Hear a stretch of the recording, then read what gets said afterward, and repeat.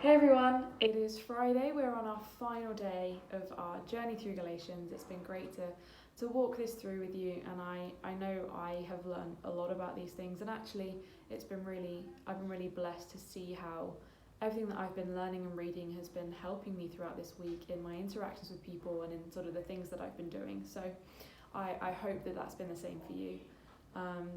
This final section, we're looking at chapter 6, and there's a lot of great stuff in here, so I'm going to try and draw out as many as I can. There's a lot of questions, like challenging questions that I think this section encourages us to ask ourselves, that I want to really pick up on. So I'm just going to jump right in and see how much we can get through. So verse 2, Paul says, carry each other's burdens, and in this way you will fulfill the law of Christ. I think he's really looking at that community aspect that we looked at yesterday. One of the best things about community is the ability to have these trusting friendships and to pastorally care for one another. So I think one of the biggest questions that arises for me around this is twofold. It's first, am I checking in on people? Am I looking out for those around me? Am I thinking about others? Am I asking people if they're okay? And the second question is, am I willing to open myself up to talk about some of my struggles? Because I was having a very interesting conversation yesterday with the family's pastor here, and she was saying that only through us being willing to talk about our struggles can we help educate the next generation and help prevent these generational cycles of issues. A lot of the time people think that they're the only ones going through a problem, and actually when we are open with our own struggles, we can help people to see that they're not alone, that these things happen, that they are very common, and you can get over them.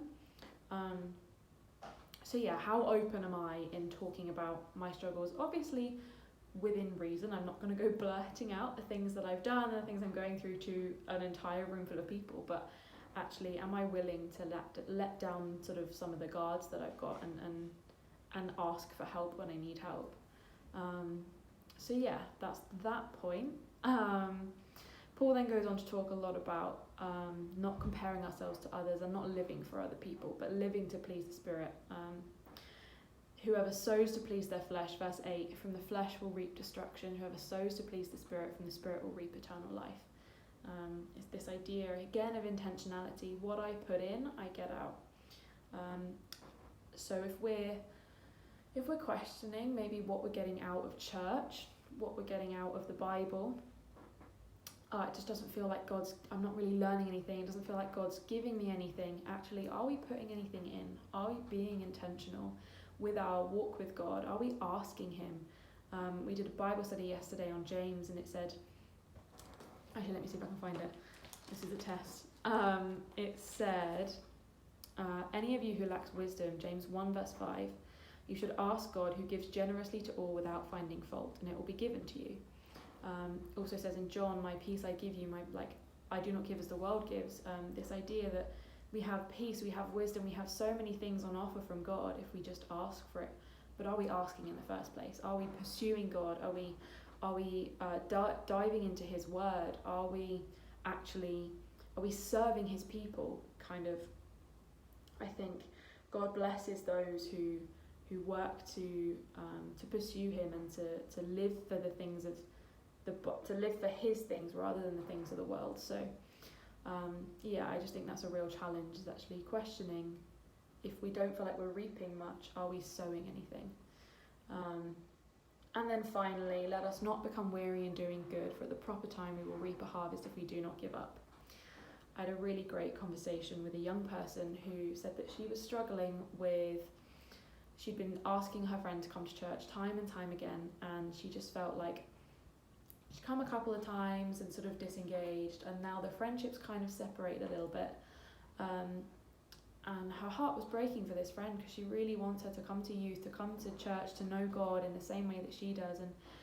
And this verse was a real encouragement to her to kind of go, I am doing good, and God will reap the harvest. It says at the proper time we will reap a harvest if we do not give up. So it's a real encouragement that the seeds that we might be sowing, we might not see the harvest, but God is at work in them. God is, he sees everything that we do, and he is working through them. So let that be an encouragement to you. So yeah, big questions. Am I looking out for people? Am I being willing to open myself up for help and to other people? Am I sowing into God and into his path that he's got for me? And then the encouragement to not give up.